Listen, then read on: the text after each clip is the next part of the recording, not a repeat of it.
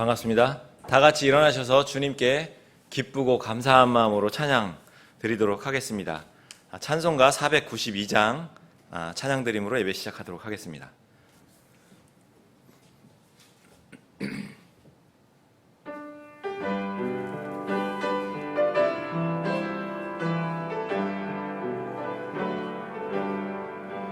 나의 영원하신 기업 생명보다 귀하다.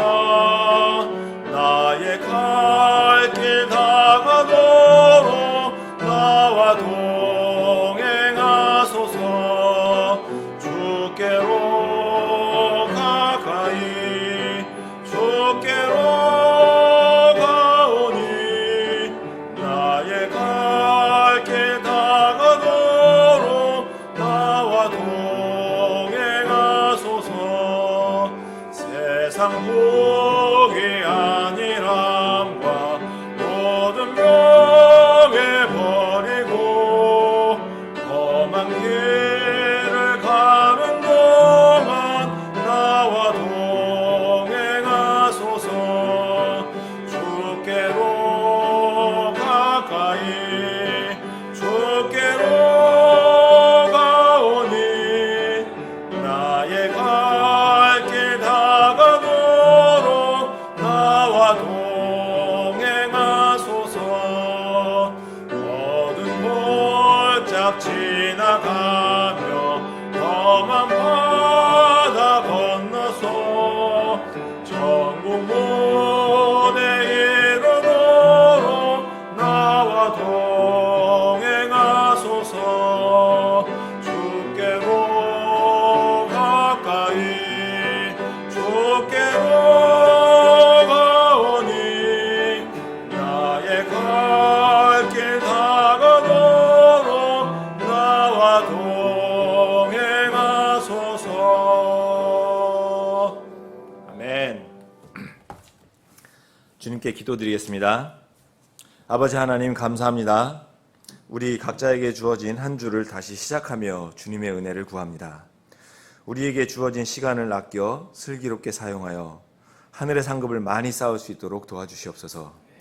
지체들이 이 각자의 삶의 모든 일에서 그 시작을 기도로 하게 하시어 주님의 일하심을 바라보고 뒤따라가며 형통함을 누릴 수 있도록 기도합니다. 주님, 우리 각자의 지난 시간들에 걸쳐 주님을 조금이라도 섬길 수 있도록 기회 주셔서 감사합니다.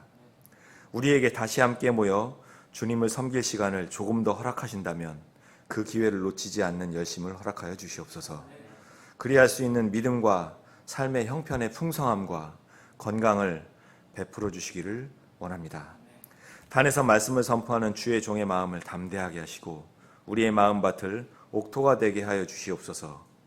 세상에서 겪는 많은 선택의 순간에 받은 주님의 말씀이 기준이 되어 그 길을 따라 지혜로운 결정을 할 수 있는 믿음과 용기를 허락하여 주시옵소서.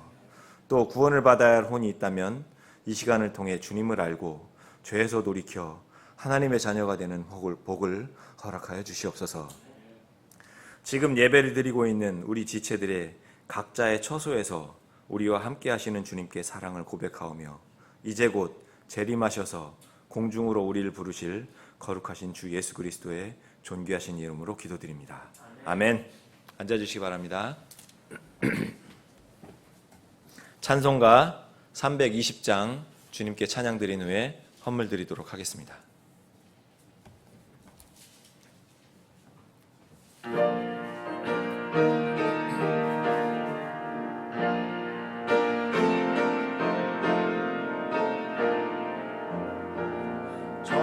저배는 곤양짐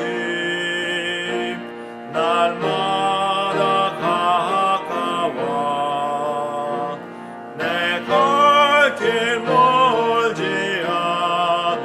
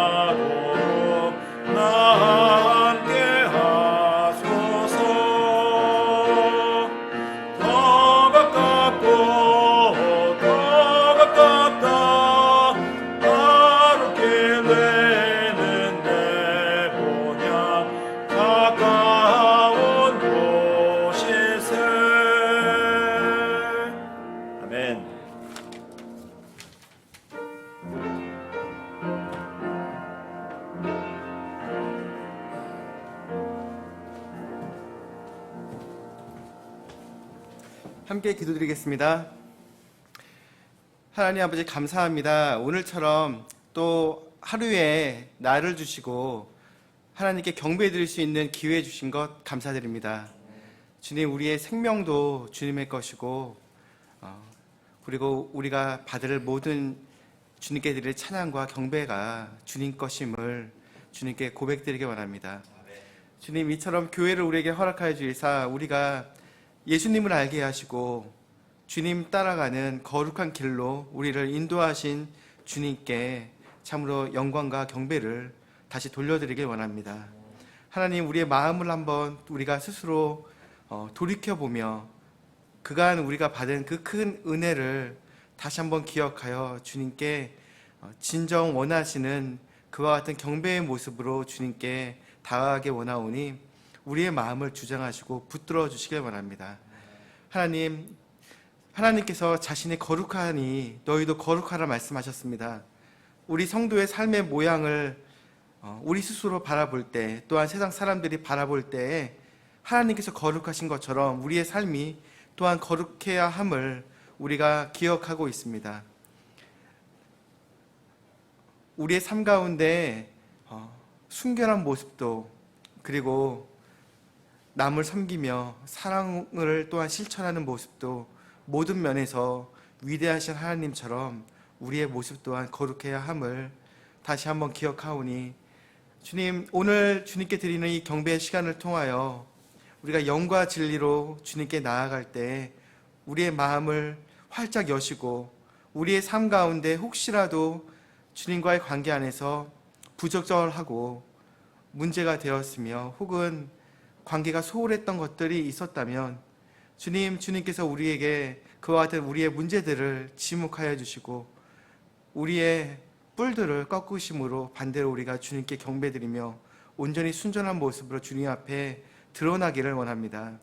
하나님, 비록 성도들이 함께 모여서 한가운데 이처럼 모이지는 못하지만 각기 있는 처소들 가운데 주님께서 함께 계시고 있사오니 우리 성도분들이 이 말씀들을 듣고 예배를 드릴 때에 하나님께서 내 앞에 서 계시다는 그와 같은 임재 가운데에서 우리의 삶의 모습을 경건하게 가져가고 오늘의 예배 가운데 특히 하나님의 말씀을 들을 때 집중하며 주님께 우리의 삶을 드리고자 하는 열망으로 사로잡혀 말씀에 귀 기울일 수 있도록 믿음을 허락하여 주시기 원합니다. 사랑하는 우리 목사님을 통하여 하나님의 말씀을 선포하실 때 주님, 이것이 사람의 말이 아니라 씨 뿌리는 자에게 씨를 주신다 하신 그 하나님의 말씀으로서 나에게 오늘 말씀하시는 그와 같은 말씀으로서 우리가 귀 기울일 수 있게 도와주시기 원합니다.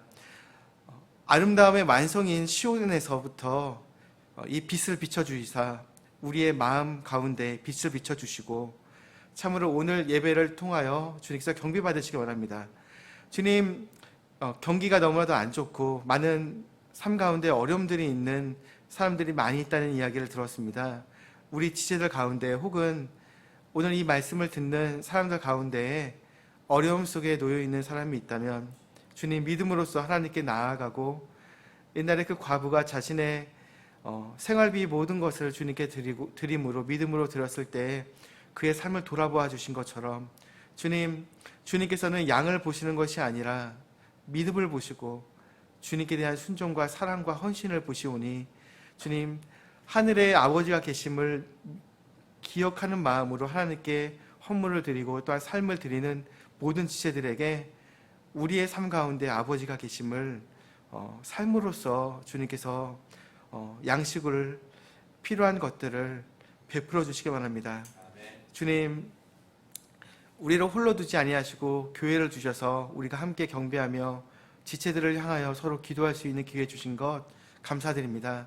주님께서 다시 오셔서 이 땅에 서실 그때까지 우리가 배운 이 교회의 순결함을 잃지 아니하고 하나님에 대한 사랑과 헌신 가운데서 우리가 더욱 열심을 내어 주님 앞에서 참으로 착하고 신실한 종으로서 드러나게 원합니다.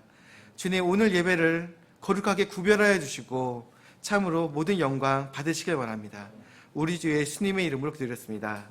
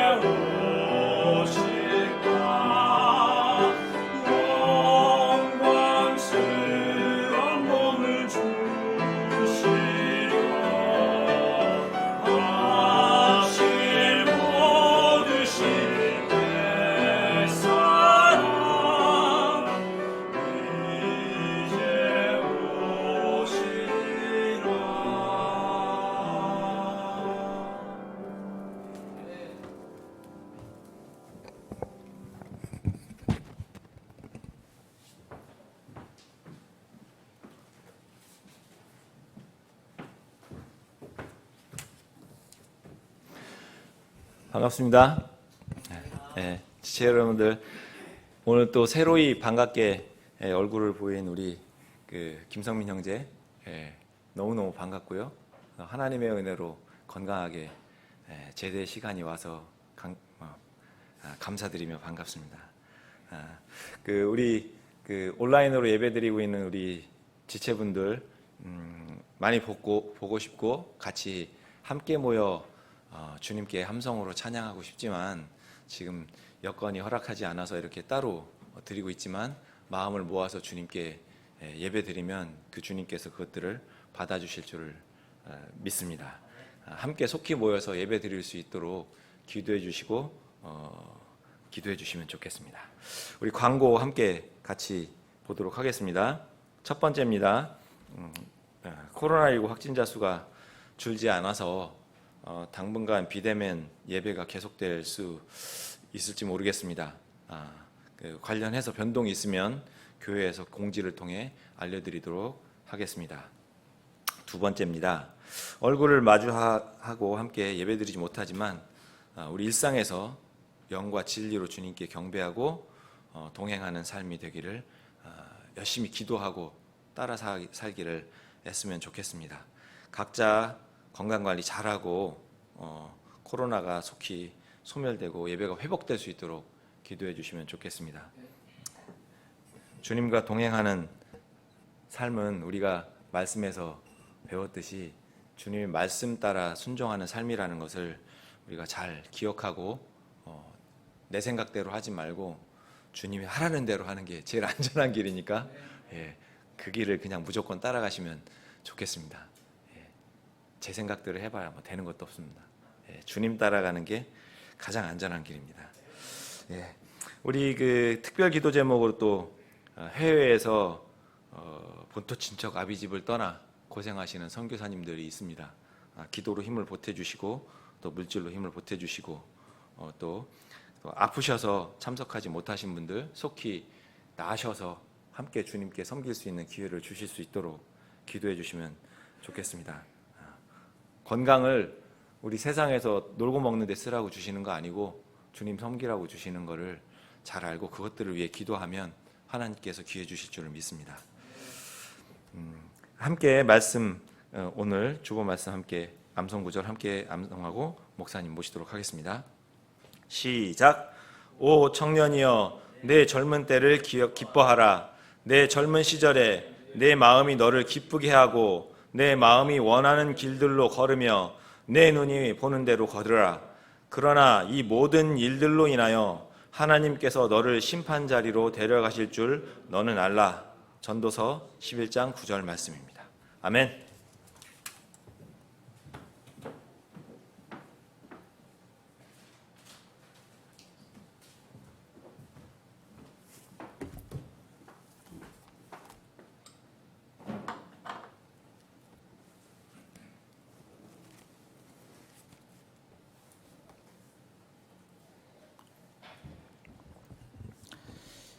오늘 김성민 형제님 아직은 이 제대를 완전히 안 했기 때문에 김성민 중사입니다. 특전사. 근데 이제 이번 달 말 29일 날 제대 날짜가 잡혔기 때문에 지금 그동안 코로나 때문에 휴가를 못 썼어요. 그래서 이번에 그냥 집에 와서 쉬면서 격리하면서 이렇게 제대 날짜를 기다리고 있습니다. 그래서 오늘 교회에 와서 함께 예배를 드리게 됐는데 우리 각 가정에 계신 지체분들에게 늠름한 김성민 중사 군복을 입은 모습을 보여드리고 싶은데 아직은 군인 신분이라 좀 절제를 해야 합니다. 그래서 이 29일까지 끝까지 잘 맞춰서 완전히 이제 군인 신분에서 벗어날 수 있도록 그때까지 기도해 주시고 곧바로 이제 언제인지 모르지만은 PCC로 다시 복학을 해서 공부를 더 계속할 계획을 갖고 있습니다. 어쨌든 5년 동안 그 가장 어렵다고 하는 이 특전사에서 건강하게 이게 군복을 마치는 것도 하나님의 은혜예요. 그러나 또 생각해 보면 김성민 형제가 우리들 중에서는 제일 많이 군복무를 했지만 북한은 10년이에요. 10년. 10년, 어떤 사람 12년. 그래서 의무 기간이, 복무 기간이 10년이니 다 늙어가지고 나오잖아요. 그래도 우리나라는 그래도 지금은 이제 21개월인데 성민 형제는 이제 이 초간부니까 이제 사관이니까 부사관이니까 이제 5년 동안 근무를 한 겁니다. 자, 오늘 지체들 정말 보고 싶은데 아침에 일어나서 이 창밖을 내다보니까 얼마나 깨끗한지, 근래에 드물게 깨끗해서 빨리 산까지 보였어요. 우리 집에서. 이런 날 같이 얼굴 맞대고 함께 예배를 드리면 얼마나 좋을까 그런 생각을 해봤습니다. 자, 우리가 늘 하던 대로 서로 이렇게 인사를 하는 시간이 있는데 우리가 다 그렇게는 못하더라도 서로 마음으로 인사하면서 찬송을 한 장 더 드리겠습니다. 통일 찬송가 168장 우리가 늘 부르던 이 찬송을 한 장 부르겠습니다.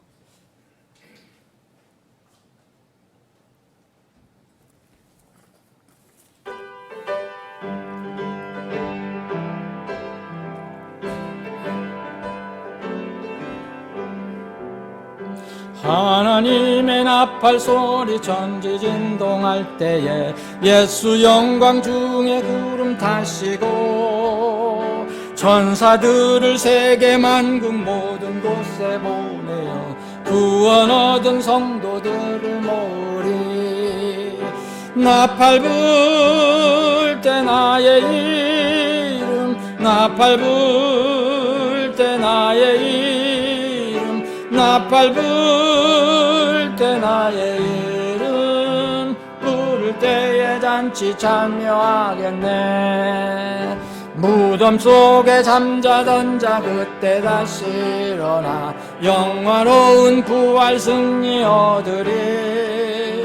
주의 택한 모든 성도 구름 타고 올라가 공중에서 주의 얼굴 배우리. 나팔 불 때 나의 이름, 나팔 불 때 나의 이름, 나팔 불 때 나의 이름, 부를 때에 잔치 참여하겠네. 주님 다시 오실 날을 우리 알 수 없으니 항상 기도하고 깨어 있어서 기쁨으로 보좌 앞에 우리 나가서도록 그때까지 참고 기다리겠네.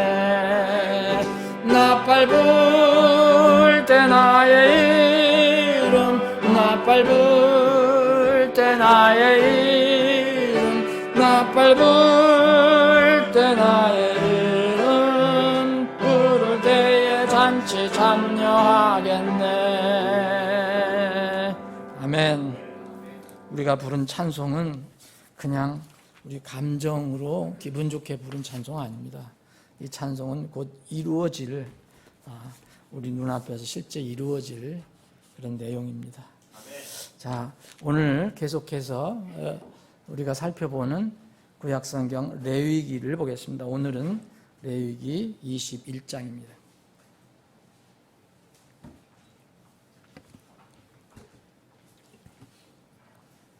레위기 21장 16절부터 끝절까지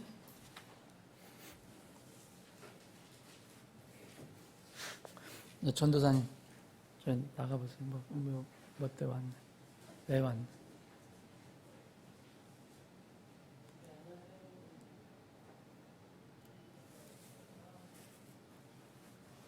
왜 경찰이 왔을까? 찬송 소리 크게 난다고 왔을까? 아니 요새는요 이게 교회를 고발을 한대요. 이게 조금이라도 그게 저기 하면은 고발을 해갖고서 고발을 하면은 포상금이 많이 올랐대요. 뭐 전에는 몇십만 원, 요새는 300만 원이래요. 왜 지금 예배 시간에 왜 경찰이 올까요? 우리 뭐 다 뭐 문제 없이 다 그대로 지키고 있는데 조금 전에 관공서에서도 와서 다 체크하고 갔는데 말씀에 이 마음을 이렇게 둡시다. 자, 레위기 21장 16절부터 제가 천천히 읽겠습니다. 레위기 21장 전체를 우리가 살펴보는데 이 부분만 제가 읽겠습니다. 문제 없어요? 네, 문제 없어요.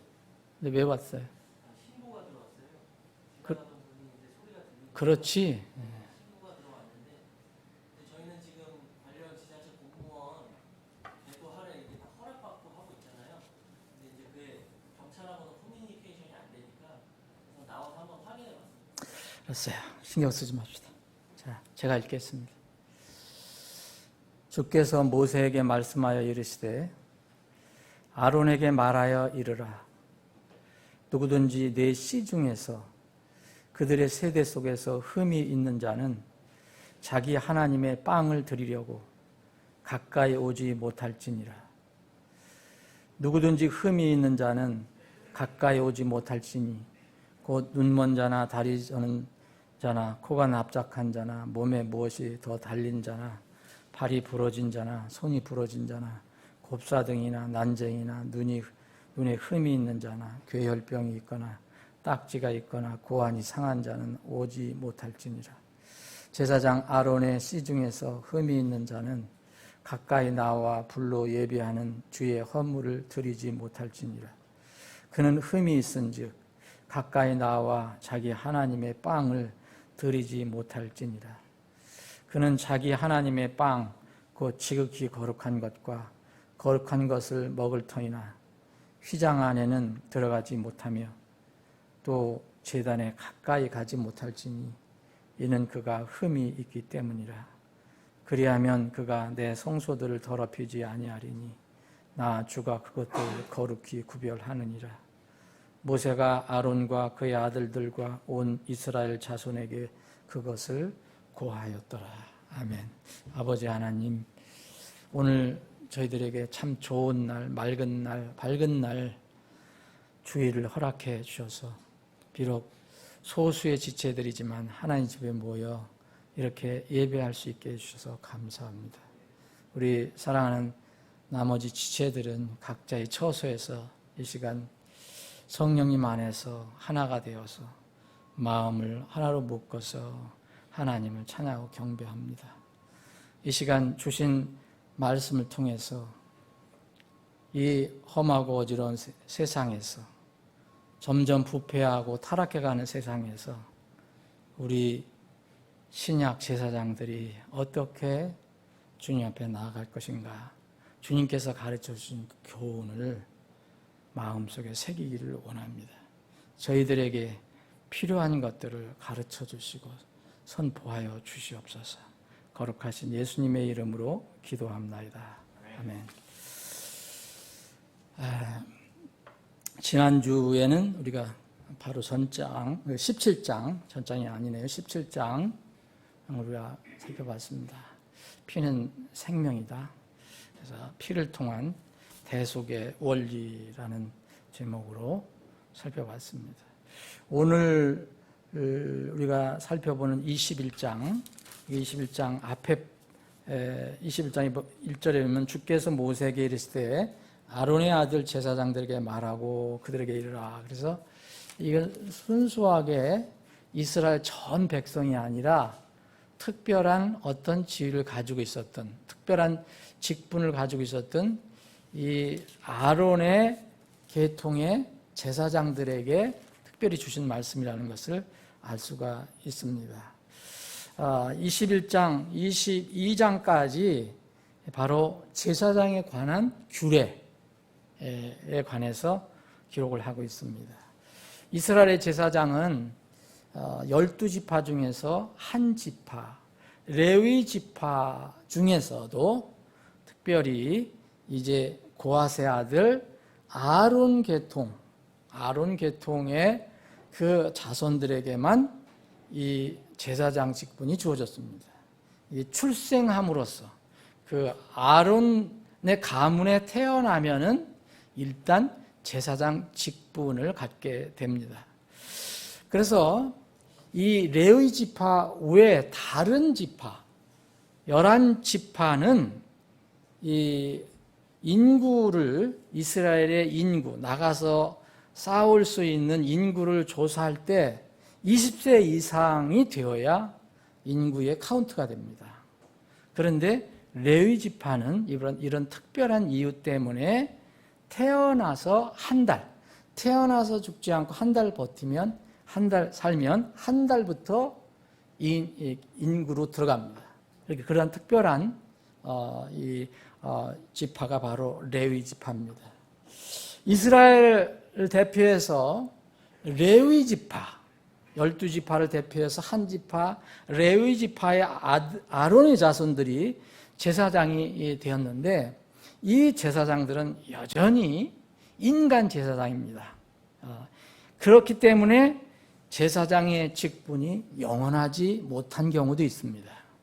그리고 제사장 직분을 가지고 있음에도 그 직무 수행을 제대로 못하는 경우가 성경에서 나옵니다. 제사장의 규례를 어긴 우리가 같이 이제 레위기에서 봤지만 레위기 10장에서 우리가 이미 살펴봤습니다. 이 아론의 아들 출생하자마자 제사장 직분을 가지고 있는 이 아론의 아들 중에서 두 아들이 이 제사장 직분을 완전히 상실한 것을 우리가 살펴봤습니다. 나답과 아비후가 하나님께서 제사장에게 주신 그 규례를 떠나서 자기 멋대로, 자기 마음대로, 자기 감정대로 이제 그 성소에 나가다가 어떤 불을 가져와서 이상한 불을 가져와서 하나님의 심판을 받아 죽게 됩니다. 레위기 10장을 읽어보시면 여기에 잘 이해를 하실 것입니다. 그래서 이렇게 구약의 제사장 제도는 인간 제사장들이기 때문에 완전하지 못했습니다. 그래서 성경은 이제 신약에 와서 이러한 제사장이 다 그 참 제사장, 참 대제사장인 예수 그리스도를 어슴푸레하게나마 모형적으로 보여주시는 거라 했잖아요. 그래서 신약에 와서는 이제 이것들은 다 장차 개혁을 할 것이다. 개혁의 대상이다. 라고 얘기했습니다. 인간 제사장직은 그게 완전하지 못했기 때문에 그래서 히브리서 구약의 제사장 직분에 관해서 자세히 설명하고 있는 히브리서에서는 이것을 이렇게 얘기합니다. 히브리서 7장 제가 22절부터 7장 22절부터 28절까지 한번 보겠습니다. 그런 것으로 말미암아 예수님께서는 더 나은 상속 언약의 보증이 되셨느니라. 참으로 그 제사장들의 수가 많은 것은 그들이 죽음으로 인해 항상 잊지 못하였기 때문이다. 자, 어떤 사람이 이렇게 불행하게도 살아있을 때 범죄해서 하나님의 규례를 어겨서 심판을 받아 죽는 경우도 있고 또 나이가 들어서 자연적으로 죽게 됩니다. 그래서 이 인간 제사장들은 이렇게 항상 잊지 못하였다. 그런데 이 사람은 하나님께 세우신 이 사람은 항상 계심으로 변할 수 없는 제사장 직분을 소유하시느니라. 그러므로 그분께서 항상 살아계셔서 그들을 위해 중보하심을 보건대 그분은 또한 자기를 통하여 하나님께 나아오는 자들을 끝까지 구원하실 수 있느니라. 인간 제사장은 끝까지 못 구원합니다. 일부분만 죄를 용서해주는 그런 제사만 드려주는 겁니다. 이러한 대제사장께서는 우리에게 합당한 분이셨으니 그분은 곧 거룩하시고 해가 없으시고 더러움이 없으시고 죄인들로부터 분리되시고 하늘부터 더 높이 되셨느니라. 그분께서는 저 대제사장들 같이 먼저 자기의 죄들로 인하여 날마다 희생물을 드리고 그 다음에 백성의 죄들로 인하여 희생물을 드릴 필요가 없으시니 이는 그분께서 친히 자신을 드리실 때에 이 일을 단 한 번에 행하셨기 때문이라. 예수님을 이렇게 모형적으로 보여주고 있습니다. 그래서 이 히브리서 9장에 보면은 이것은 개혁이 필요한 것이었다라고 얘기합니다. 히브리서 9장 보면 6절 이제 주께서 이것들을 이와 같이 제정하심에 제사장들이 항상 첫째 성막 안으로 들어가 하나님을 섬기는 일을 수행하거니와 둘째 성막에는 대제사장이 홀로 해마다 한 번 들어가되 자기와 백성의 잘못으로 인해 자기가 드리는 피 없이는 들어가지 아니하였나니 이로써 성령님께서 표적으로 보여주신 것은 이게 표적이었다는 거예요. 우리가 오늘 공부하는 거 표적입니다. 주신 것은 첫째 성막이 아직 서 있는 동안에는 지성소로 들어가는 길이 아직 드러나지 아니하였다는 것이라. 이 성막은 현재 곧 이때까지의 모형이므로 그 안에서 예물과 해생물을 드렸어도 그것들이 양심에 관한 한 섬기는 자들을 완전하게 하지 못하였나니 이 성막은 단지 먹는 것과 마시는 것과 여러 가지 씻는 것과 육신에 속한 규례들로만 유지되어 개혁의 때까지 그들에게 부과되었느니라. 그래서 더 좋고 완전한 이제 실체, 본체인 참 대제사장 예수님이 오신 것입니다. 이 개혁은 바로 하나님의 아들 어린 양 예수 그리스도께서 완전한 대제사장으로 흠없는 자기 예수님의 자신의 몸, 피를 완전히 하나님께 희생물로 드리심으로써 이 개혁을 완성하셨다고 성경은 말하고 있습니다. 그래서 누구든지 믿음으로 구원자 예수 그리스도를 마음에 진실하게 모시기만 하면, 마음에 모신다는 것은 내 안에 그리스도가 오시는 것이고 또 그리스도 안에 내가 들어가는 것입니다. 영원한 생명을 소유한 의인이 된다. 믿음으로 은혜로 이렇게 놀라운 영생의 놀라운 특권을 받는다. 요한복음 5장 24절에 그래서 예수님께서 이렇게 말씀하셨어요. 진실로 진실로 내가 너에게로니 내 말을 듣고 또 나 보내신 분을 믿는 자들에게는, 글쎄요, 여러분들도 다 예수를 믿고 아버지 하나님을 믿으시잖아요. 이 사람들에게는 영존한 생명이 있고 앞으로 올 정죄에 이르지 아니하나니 이미 사망에서 생명으로 옮겨졌느니라. 여러분, 우리 무슨 공로 있습니까? 그냥 은혜죠. 하나님의 은혜죠. 그래서 바울 사도는 고린도 교회에 고린도 후서 5장 21절에 보면 하나님께서 죄를 알지 못한 그분을 우리를 위하여 죄가 되게 하신 것은 우리가 하나님 안에서, 그분 안에서 하나님의 의가 되게 하려 하심이죠. 어떻게 우리가 하나님으로부터 너는 의인이다라고 칭함을 받을 수 있습니까?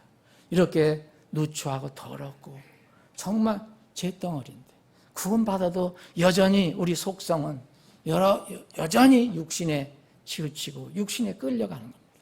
그럼에도 불구하고 하나님은 예수 그리스도 안에 있는 우리를 하나님의 의이다, 너는 의인이다. 그래서 골로새서 2장 10절에 보면 너희는 모든 정사와 권능의 머리신 그분 안에서 완벽하며 그랬어요. 완벽하다. 하나님께서는 완성되었다. 우리가 진실로 완전히 죄를 안 짓고 허물도 없고 완전히 하나님처럼 그런 완전함을 얘기하는 건 아니겠죠. 하나님께서 그렇게 보아주시는 것입니다. 그런데 지금도 이렇게 단순하고 이 놀라운 진리잖아요.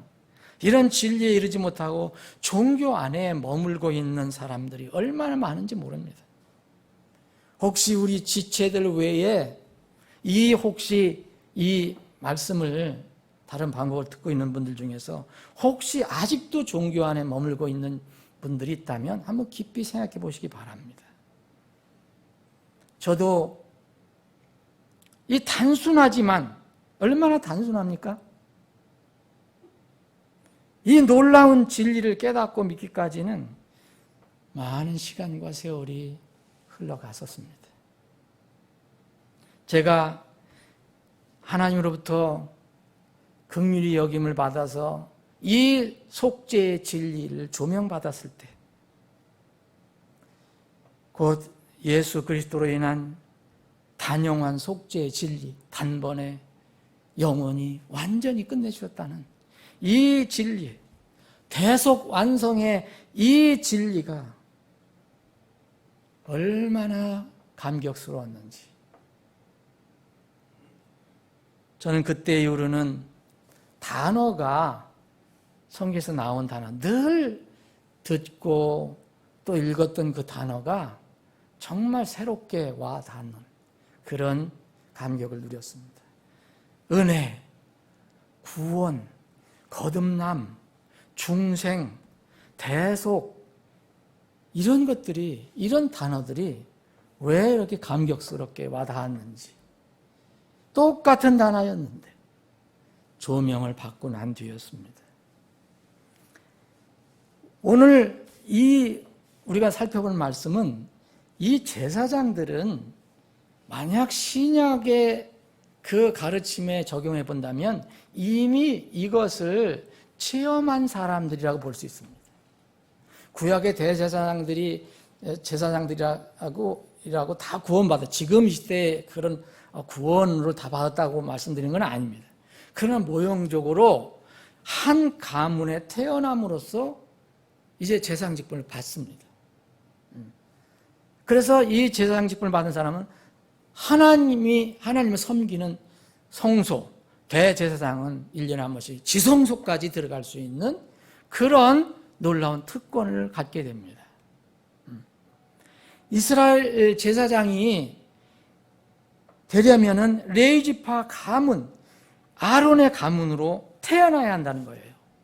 출생에 의해서 제사장이 되는 겁니다. 그런 법적 신분을 받게 되는 거예요. 출생 신분으로서.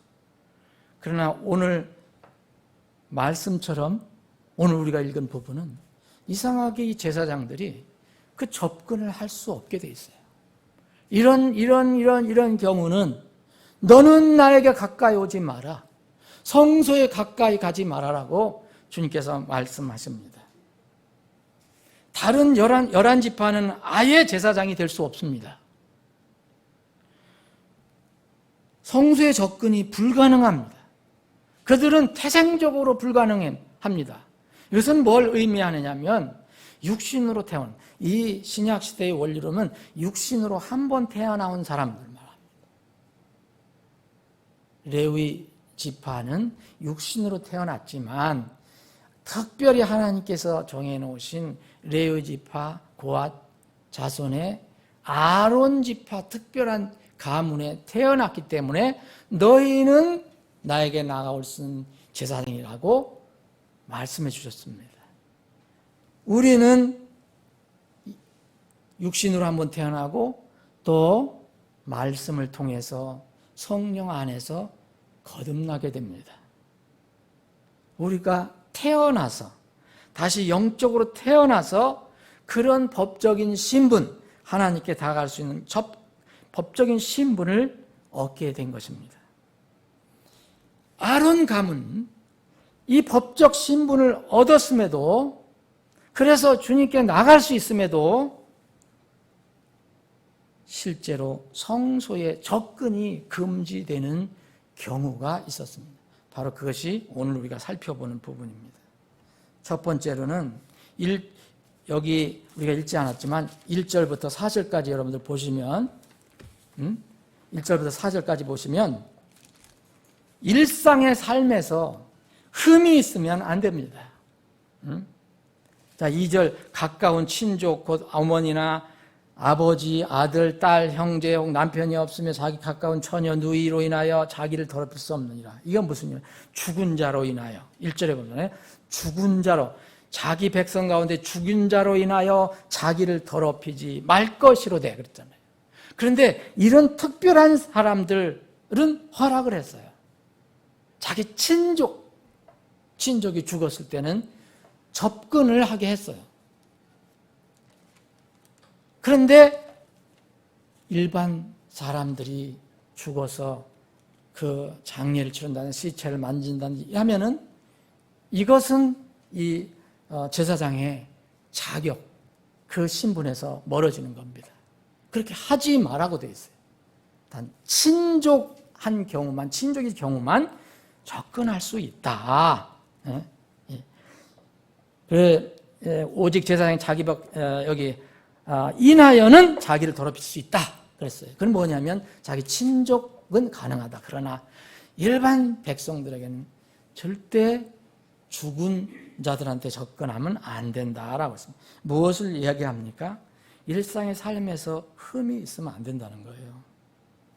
두 번째는 여기 5절에 나오는데 제사장들은 머리를 대머리로 만들지 말고 수염 끝을 깎지 말며 살을 베지 말라.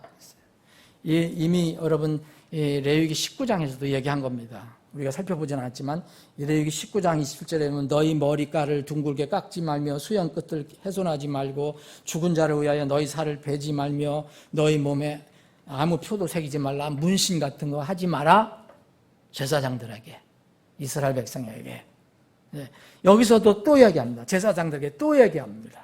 제사장들은 대머리 하면 안 된다. 수염 끝을 깎지 말아야 된다. 살을 베지 말아야 한다. 이게 무슨 얘기입니까? 지금 자연적으로 머리가 벗어진 사람도 있는데요. 이걸 얘기하는 게 아니라요.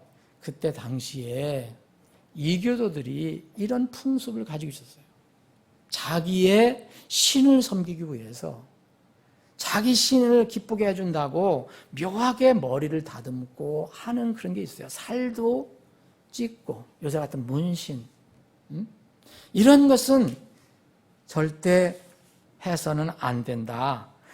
일상의 삶에서 이교들의 풍습에 빠지면 안 된다. 그러면 너희는 제사장이라도 나한테 오면 안 된다. 접근할 수 없다라고 주님께서 말씀하신 겁니다. 제사장, 이유는 뭐라고 합니까? 제사장은 하나님께 거룩하게 구별되어서 하나님께 헌물을 드리는 자이기 때문이라 얘기합니다. 또 세 번째로는 여기 7절에 보면 너희 자신을 7절 보면은 그들은 창녀나 더럽혀진 여자를 아내로 취하지 말고 남편이 버린 여자를 취하지 말지니 이는 그가 자기 하나님께 거룩하기 때문이다. 이것은 이 제사장은 정말 거룩한 혼인 생활을 해야 된다. 아내를 취하는 일에 있어도 흠이 나오면 안 된다. 백성을 대표하고 이방 이교도들도 바라보는 그런 사람이 이런 흠이 있으면 안 된다. 여기 다시 13절에 또 강조합니다. 13절 15절에 보면 그는 처녀를 위하여 아내로 삼을 것이요 과부나 이혼한 여자나 더럽혀진 상녀를 취하지 말고 오직 자기 백성 중에서 처녀를 취하여 아내로 삼아 자기 백성 가운데서 자기 씨를 더럽히지 말지니 나 주가 그를 거룩히 구별하느니라. 여러분 하나님께서 이 아론의 그 계통 그 자손들을 특별하게 제사장 삼는 것은 하나님께서 거룩하게 구별해 주신 거거든요. 성별해 주신 거예요. 근데 이런 사람이 그렇게 세속적으로 함부로 살아서는 안 된다고 얘기하는 겁니다. 그러면은 너는 직분은 신분은 제사장이라도 이런 경우는 넌 나에게 오면 안 돼. 올 수 없어. 라고 말씀을 하시는 것입니다.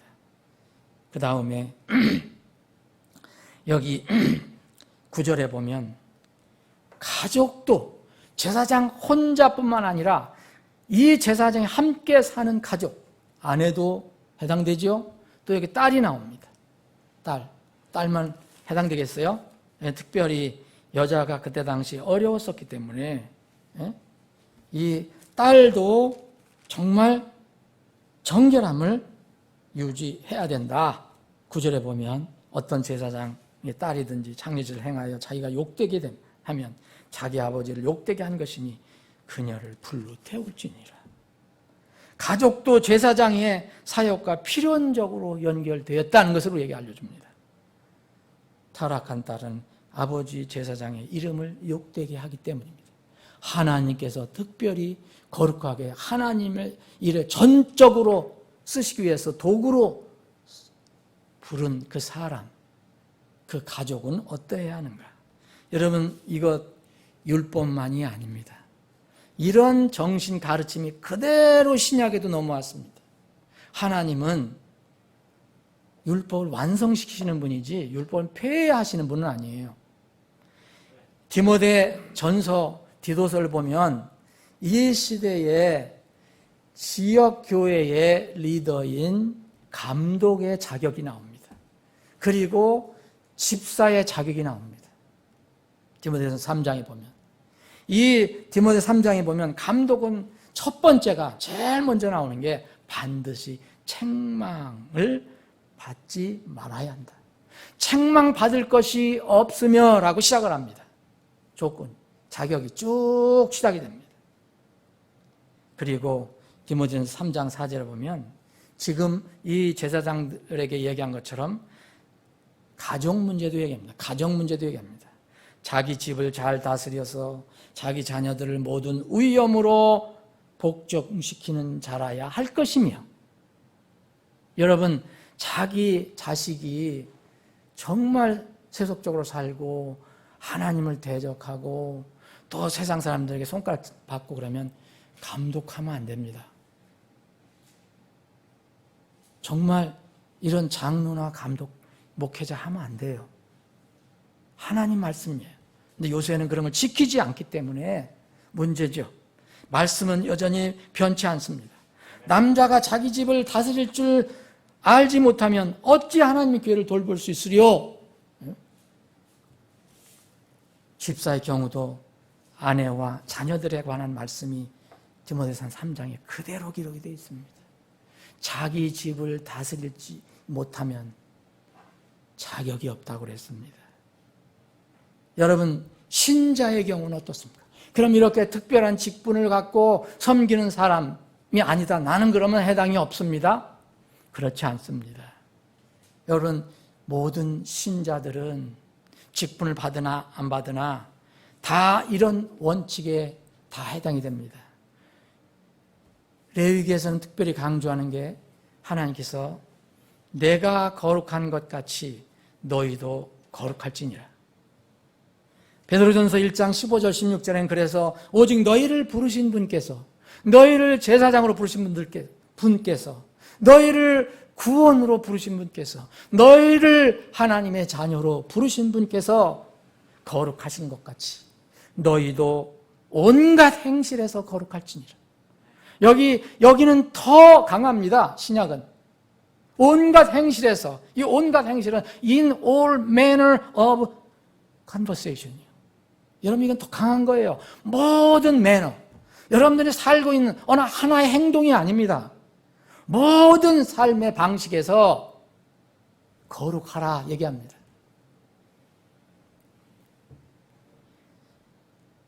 신약에서는 우리를 하나님의 제사장이라고 합니다. 계시록 1장 6절에 보면 하나님 곧 자신의 아버지를 위해 우리를 왕과 제사장으로 삼으신 분께, 예수님께, 그분께 영광과 통치가 영원 무궁토록 있기를 원하노라. 아멘. 우리가 제사장입니다. 그래서 직분을 받은 사람이든 직분을 받지 않은 사람들이든 거듭나서 구원의 부르심을 받고 거듭났다면 이 말씀에 해당이 되는 것입니다. 계속해서 이스라엘 제사장, 오늘 본문 말씀에서 제사장들에게 나에게 다가올 것은 안 된다.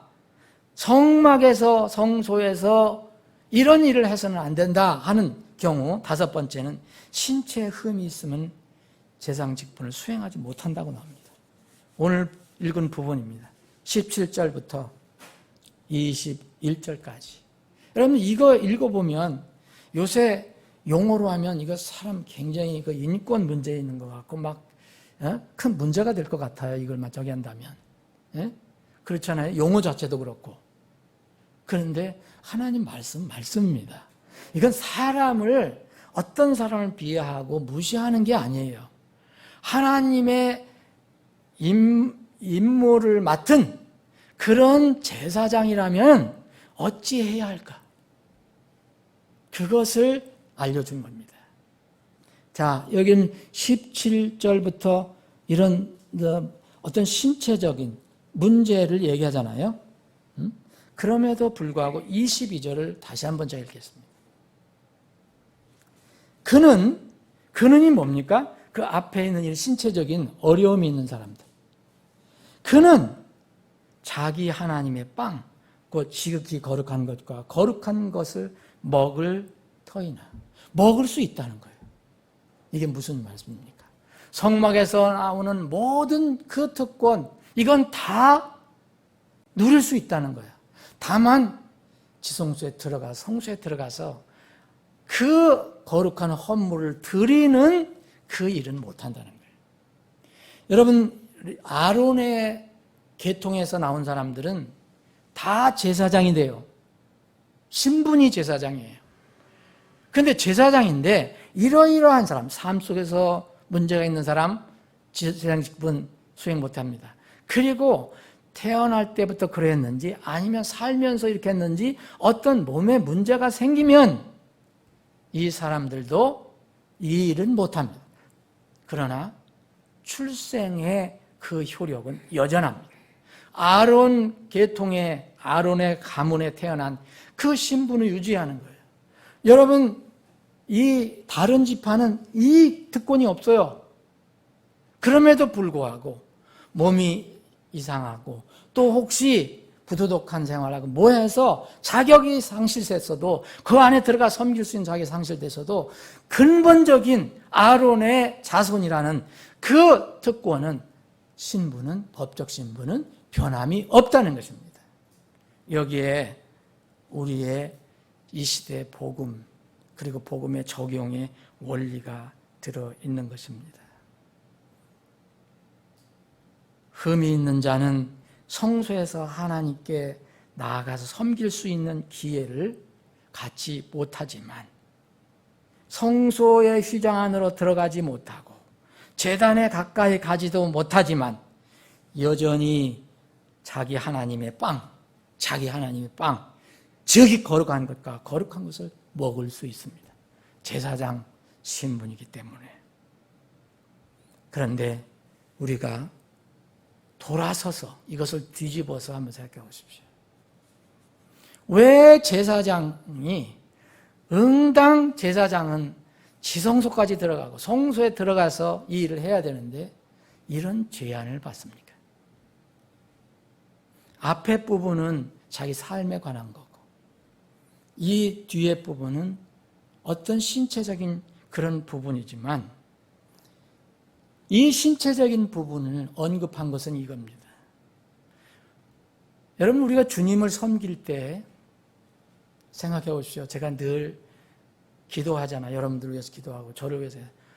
우리가 건강하고 힘이 있어야 주님 섬깁니다. 우리의 구원의 신분은 바뀌지 않습니다. 그런데 우리가 어떻게 해서 우리가 실수를 했던 뭐 했든 우리의 몸에 문제가 생기거나 우리도 알지 못하는 그런 일로 어떻게 생기거나 그러면 불행하게도 우리는 주님을 더 이상 섬길 수 없습니다. 생각해 보십시오. 섬긴다는 것은 마음으로만 섬기는 걸 얘기하는 게 아닙니다.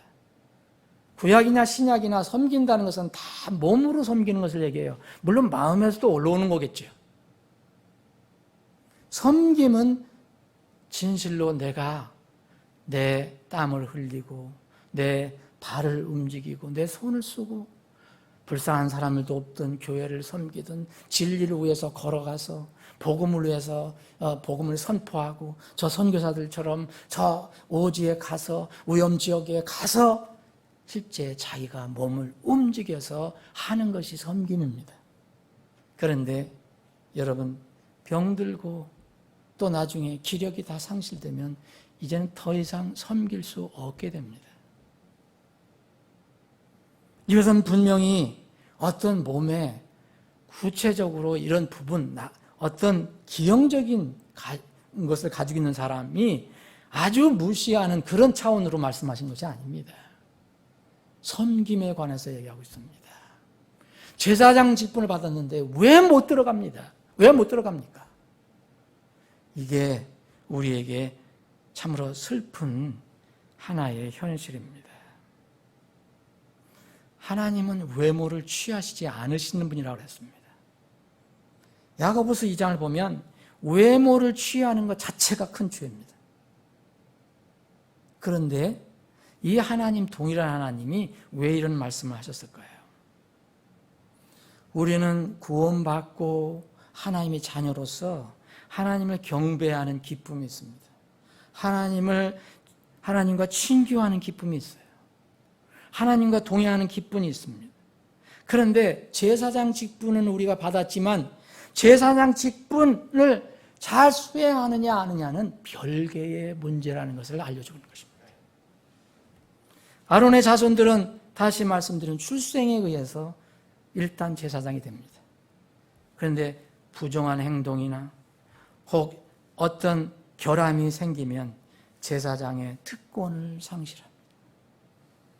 제사장이 되었다는 것과 제사장으로서의 합당한 삶을 사는 것은 완전히 별개의 문제입니다. 아론의 자손으로 제사장 직분을 가졌더라도 성소로 하나님께 나가지 못하는, 하나님께 예배하지 못하는, 그분과 교통하고 교제하는 그 기쁨을 상실하는 슬픈 사실입니다. 이와 같이 이 신약시대에도 영적인 출생을 통해서 여러분 다 지금 영적인 출생을 했다면 누구나 하나님의 자녀가 된 것이고 또 제사장이 된 것입니다. 그러면 자녀가 되고 제사장이 되면 늘 주님과 동행하고 주님을 섬기고 제사장이 하는 일이 뭐겠습니까? 다른 사람의 그 죄의 문제를 주님께 아뢰는 사람 아닙니까? 이런 사람이 돼야 되는데 이런 문제 때문에 여러 가지 내 삶의 문제, 내 몸의 문제 때문에 그 영광스러운 신분의 특권을 누리고 드러내지 못한다는 것입니다. 구약의 이런 인간 대제사장은 그래서 모형이라고 했습니다. 유일하시고 완전하신 대제사장께서 예수 그리스도께서 오실 때까지는 모형이었습니다. 이제는 예수님께서 오셔서 우리의 모든 죄를 단번에 영원히 완전히 해결해 주셨습니다. 오직 완전한 대제사장은 예수님 뿐입니다. 여러분, 대제사장은 예수님 뿐입니다. 우리는 대제사장이 될 수 없습니다. 우리는 일반 제사장입니다. 일반 제사장. 여러분, 일반 제사장하고 대제사장하고 차이를 여러분 오늘 본 말씀에서 있는데요. 1절에 보면 아론의 아들 제사장 그랬잖아요. 이건 일반 제사장이에요. 그런데 그 중에서도요, 특별히 하나님께서 형제들 중에서, 그 아론의 제사들 중에서, 형제 중에서 또 특별히 세워서 기름 부음을 주고 또 의복을 특별히 만들어서 입히고 해서 대제사장 역할을 하게 하는 사람이 있어요. 대제사장. 그럼 여러분, 일반 제사장은 여기 앞에 그 일반 사람들이 죽었을 때는 접근하지 못하겠지만 친족의 경우는 접근을 허락하셨어요. 결혼 생활도 하고 가족도 있으니까. 그렇죠? 그 앞에 부분은 일반 대사장입니다. 그런데 10절을 보세요. 10절은 다른 내용입니다. 이 성경이 잘못된 게 아니에요. 자기 형제들 중에서 기름 부음에 쓰는 기름으로 머리에 부음을 받고 거룩히 구분되어 의복들을 입은 대제사장은 자기 머리를 드러내지 말며 또 자기 옷을 찢지 말고 11절 어떤 시체라도 가까이 가지 말며 자기 아버지나 어머니로 인해서도 자기를 더럽게 하지 말고 성소에서 나가지 말며 자기 하나님의 성소를 욕되게 하지 말지니라. 여러분 이 차이 아십니까? 예수님은요 아버지로부터 어떤 면으로는 버림을 받은 분입니다. 아버지와의 관계도 그 순간 끊어졌습니다. 왜 나를 이렇게 버리시나이까? 그런 아버지 뜻대로 하옵소서. 유일한 대제사장 아버지 그 사랑과 끊어져서 우리의 속죄물이 되어 주셨습니다. 우리는 이런 완전한 대제사장은 결코 될 수 없습니다. 그래서 우리를 하나님께서는 대제사장으로 삼아주신 게 아닙니다. 제사장으로 삼아주셨어요. 왕과 제사장으로 삼아주셨다는 것은 왕 중에 왕이 있고 제사장 중에서 제사장이 있어요. 그분은 예수 그리스도 그분 한 분뿐입니다. 우리는 그분 밑에 있는 분봉왕이요 일반 제사장일 뿐입니다. 그래서 이런 차이를 두었습니다. 사랑하는 여러분, 그런데 이 신약에 와서 사역자들에게는 이런 하나님께서 얘기하신 대제사장, 지금 대제사장은 친족까지도 친족이 죽어도 접근을 하지 마라. 너는 내 성소를 떠나면 안 된다라고 말씀하십니다. 여러분 예수님께서 제자들을 부르실 때 어떻게 말씀하신지 기억하시죠? 아버지가 죽어서 장사 지내고 따라가면 안 됩니까? 예수님께서 하신 말씀은 무엇입니까? 내 죽은 아버지는 죽은 자들에게 맡겨라. 그래 너는 나를 따라와라. 여러분 부르심이라는 것은 가벼운 게 아닙니다. 구원의 부르심도 놀라운 것이지만 또 그 구원의 부르심 중에서 어떤 일로 부르시는 것은 이것은 놀라운 일입니다. 우리가 하늘에 가야 다 이해를 할 것입니다. 사랑하는 여러분, 오늘 이 말씀 그대로 이 시대에도 적용할 수 있는 말씀입니다. 그런데 참으로 아쉽게도 슬프게도 이러한 말씀이 왜곡되고 이런 말씀이 경시되는 이 시대입니다.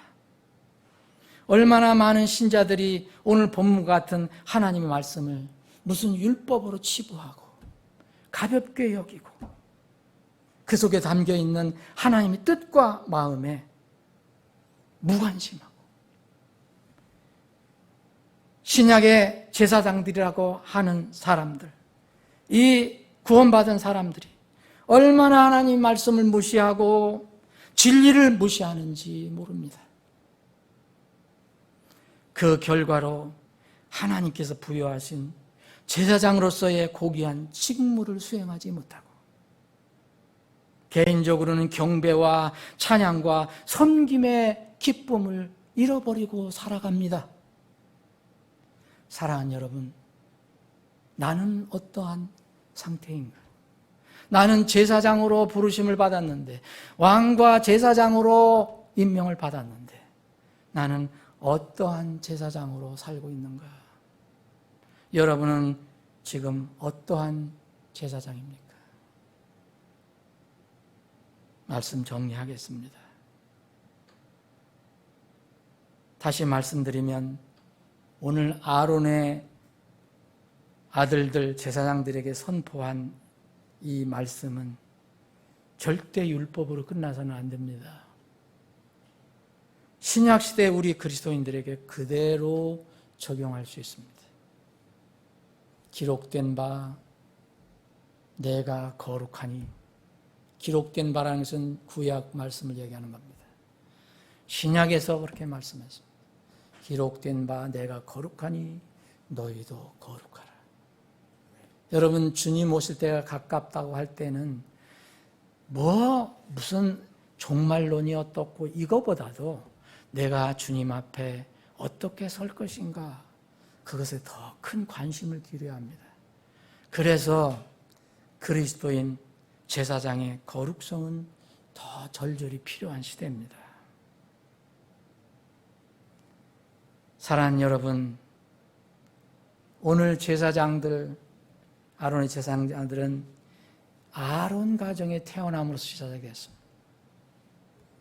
여러분들은 육으로 태어나고 다시 하나님의 가정에 성령으로 태어난 적이 있습니까?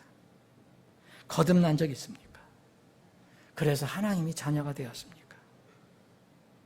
이 특권은 아무도 빼앗을 수 없습니다. 그래서 몸이 불편한 어떤 제사장도 여전히 성막에서 하나님의 빵, 즉히 거룩한 것들을 먹을 수 있었습니다. 그런데 제사장으로서 섬기는 것은 또 다른 문제입니다. 날마다 악과 마귀 유혹이 넘치는 세상 속에서 우리가 살고 있는데 주님과 동행하지 않고 주님의 말씀이 우리를 인도하지 않으면 우리는 결코 우리가 얻은 제사장 신분에 합당한 삶을 살아가기가 어렵습니다. 우리가 그리고 간절히 소망하는 그 본향에 이르기 위해서 본향을 향한 진군도 우리가 힘있게 할 수가 없습니다. 사랑하는 여러분, 여러분과 저는 지금 어떻게 하나님의 자녀로서 살고 있는가?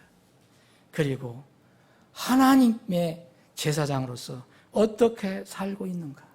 제사장의 역할과 기능을 잘 수행하고 있는가? 그것을 자문할 시간입니다.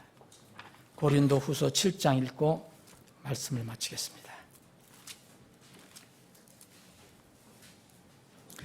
그러므로 7장 1절입니다. 그러므로 극진히 사랑하는 자들아, 우리가 이 약속들을 가졌은즉 하나님을 두려워하는 가운데 거룩함을 완전히 이루어 육과 영의 모든 더러움에서 우리 자신을 깨끗하게 하자.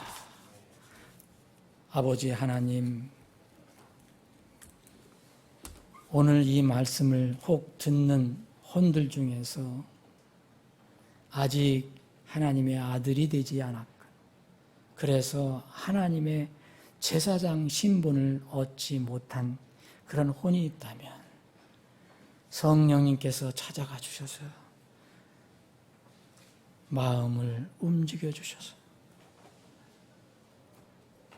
영원하고 완전하고 참 제사장이신, 대제사장이신 예수 그리스도를 마음으로 받아들여 하나님의 자녀로 또 제사장으로 태어나는 그런 기쁜 일이 있게 주시옵소서.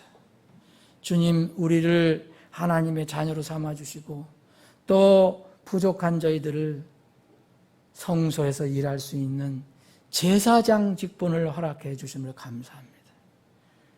그러나 하나님께서 아론의 제사장들에게 어떤 경우는 접근하지 말라고 하신 것처럼 우리도 우리 삶을 돌아보게 하시고, 그래서 우리가 주님께 나아가지 못하고 있는가 살펴볼 수 있는 시간이 되게 해 주옵소서. 여전히 하나님의 거룩한 제사장이면서 더럽고 부정하고 타락하는 세상에서 세상의 제사장으로 살아가는 것이 아닌지 살펴볼 수 있게 해 주시옵소서. 아버지 하나님, 이 코로나 이 상황이 속히 종결돼서 우리 사랑하는 지체들 얼굴과 얼굴을 맞대고 찬양도 마음껏 하고 교제도 마음껏 하고 경배도 마음껏 하는 그 시간이 속히 앞당겨지도록 역사해 주시옵소서. 거룩하신 예수님의 이름으로 기도합나이다. 아멘.